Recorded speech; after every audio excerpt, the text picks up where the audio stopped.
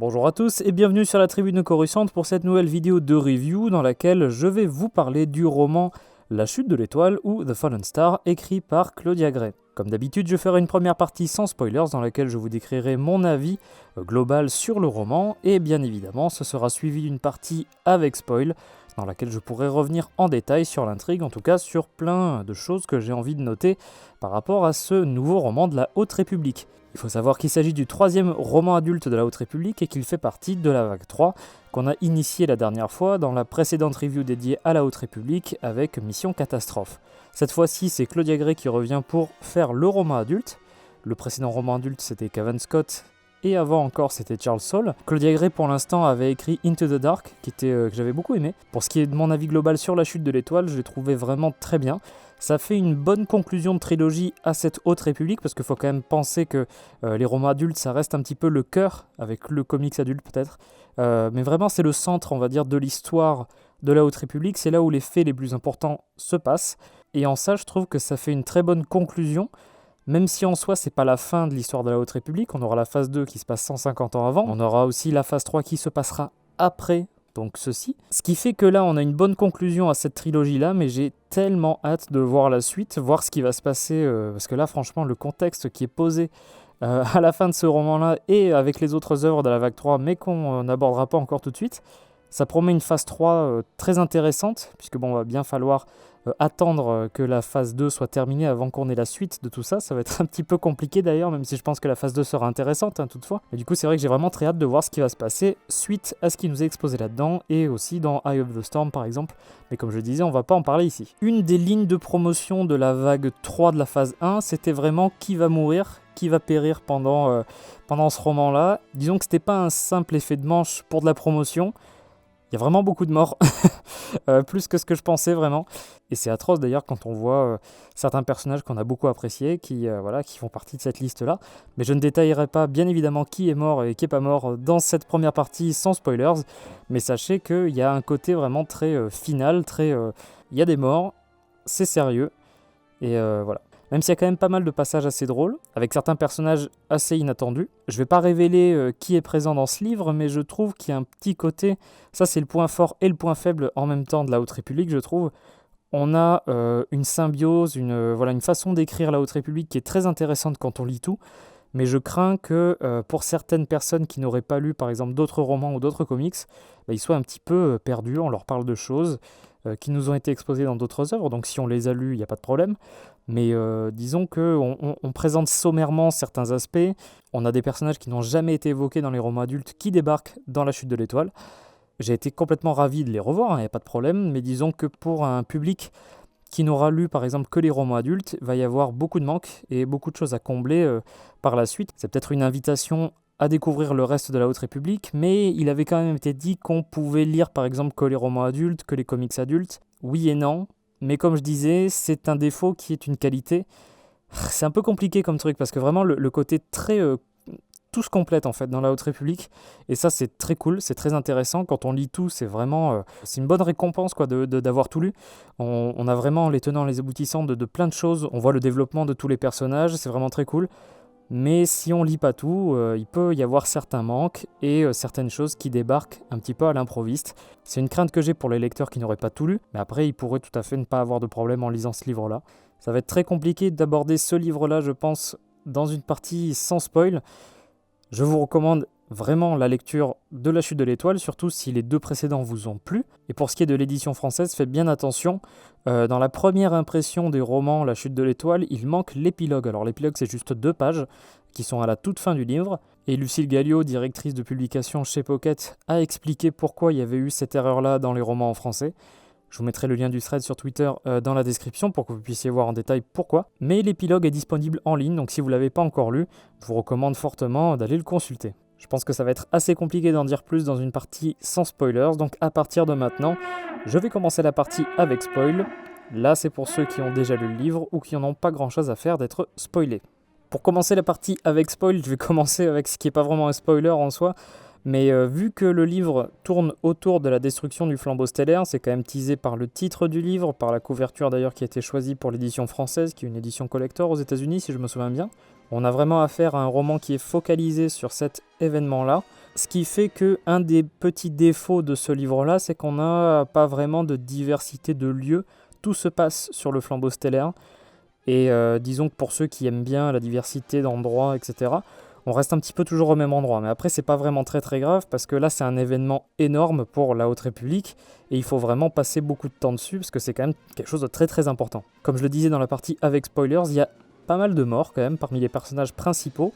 Le plus important étant quand même Stellangios, dont la disparition est quand même plus ou moins teasée par le titre du roman en fait. Ça, c'était dur de le comprendre sans avoir lu le livre, mais l'étoile de Fallen Star, donc l'étoile qui a chuté, vu qu'il l'appelle en Pole Star en anglais, Stellangios c'est vraiment désigné comme une étoile par Ivar Chris et Elzarman, et en plus stellaire.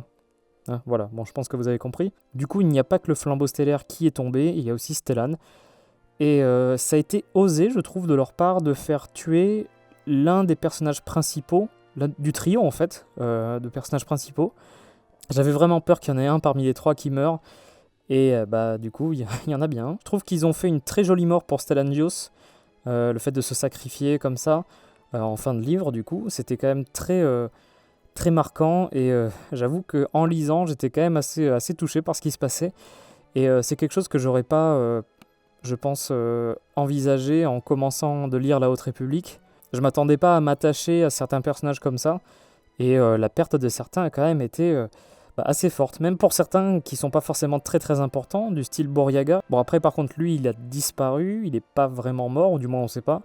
Il y a Belzetifar en tout cas qui va partir à sa recherche, et ça j'espère qu'il est pas mort quand même, parce que Boryaga ce serait quand même très dommage, il est très mignon, il est très gentil, donc bon voilà, on va éviter qu'il meure, n'est-ce pas? Confirmez-moi en phase 3 qu'il est pas mort, Boryaga, ce serait gentil. J'ai beaucoup aimé la façon dont étaient gérés justement les monstres de Markionro qu'il avait récupérés pendant The Rising Storm, pendant l'Orage Gronde. On a vraiment des petites parties d'horreur, limite, on dirait un slasher, où un Jedi se fait éliminer tous les 4 ou 5 chapitres. C'est assez affreux, ça donne une ambiance très particulière au roman, un peu comme un film d'horreur où il y a un personnage tous les 4-5 minutes qui se fait éliminer par justement le monstre, l'alien ou quoi. J'ai bien aimé ce côté horrifique qu'on avait déjà un petit peu quand même lors de la mort de Loden Greatstorm à la fin de The Rising Storm. C'était quand même une mort assez surprenante, la façon dont la créature était décrite, etc. Ça faisait vraiment assez particulier. Et on retrouve un petit peu ce même genre d'ambiance dans La Chute de l'Étoile. Et ce qui est bien géré, c'est qu'il y a quand même beaucoup de mystères autour de ces créatures-là. On les décrit vraiment pas forcément avec détail. Ça fait suffisamment peur pour qu'on vienne quand même à craindre pour le destin des personnages.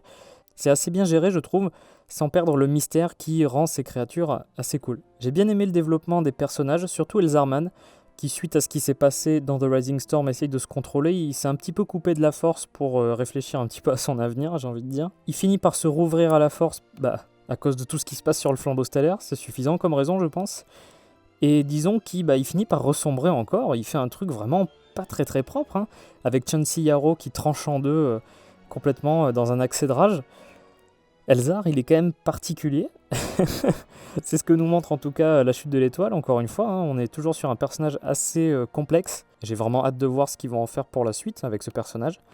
Parce que là, ça m'intrigue beaucoup. Je l'aime bien, mais il est quand même très particulier, ce personnage. En parlant de personnage, d'ailleurs, on a vraiment une espèce de point culminant de climax de la Haute République qui fait revenir tous les personnages importants qu'on a vus ailleurs, même avec Liox Jazzy, Géode et l'équipage du vaisseau, le vaisseau. On a aussi, par exemple, Nan, qui est issue des romans jeune adulte, ainsi que Chansey Yarrow, qui avait été introduite dans Out of the Shadows, donc Hors de l'ombre. On a vraiment, tous les personnages de la Haute République, ils sont dans le même bouquin, à l'exception près de quelques-uns qui sont dans Midnight Horizon, donc Horizon Funèbre. On a vraiment un événement important avec quasiment tout le monde qui est dans un rôle clé dans cette histoire, et c'est un truc très très cool, mais ça fait partie du petit défaut que je citais tout à l'heure, à vraiment réintroduire des personnages dont on n'avait jamais vraiment parlé dans les romans adultes, même si pour un lecteur de toute la Haute République, c'est vraiment un plaisir de voir débarquer ce genre de perso-là. J'allais dire que le roman se finit sur une note d'espoir, mais j'avais oublié l'épilogue, puisque vraiment la fin, le dernier chapitre, en vrai, du livre est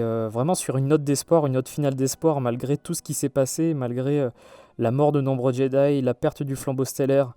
Voilà, ça finit quand même sur une note d'espoir entre les Jedi.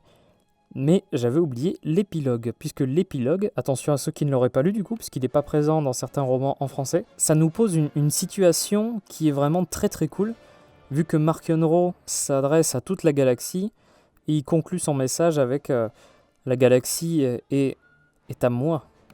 Il allait dire à nous, au Nihil, mais non, elle est à moi, et il est en position de force, et c'est une trilogie qui se finit mal. Et ça, c'est bien. C'est vraiment très bien, j'aime beaucoup.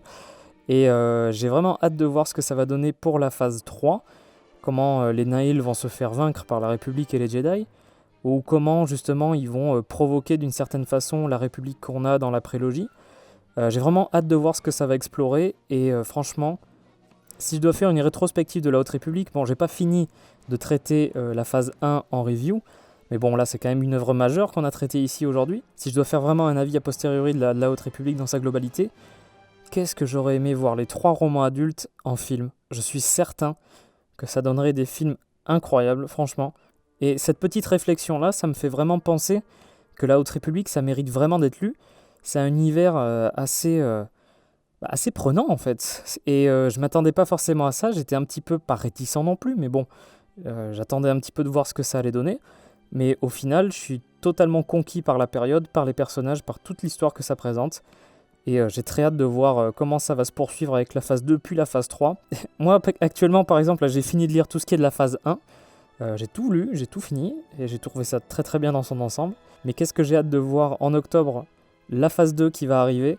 Path of Deceit, ça va être super, je pense. Et j'ai très hâte de lire tout ça. Donc voilà, je pense que c'est à peu près tout ce que j'avais à dire sur La Chute de l'Étoile, écrit par Claudia Gray pour la Haute République, phase 1, vague 3. J'espère que cette vidéo de review vous aura plu. Si c'est le cas, n'hésitez pas à laisser un like, à la partager et à vous abonner si vous ne voulez pas rater les prochaines vidéos de la Tribune Coruscante. N'hésitez pas à préciser votre avis sur le roman dans les commentaires. On se retrouvera très vite pour une nouvelle review de la Haute République. A très bientôt et que la force soit avec vous.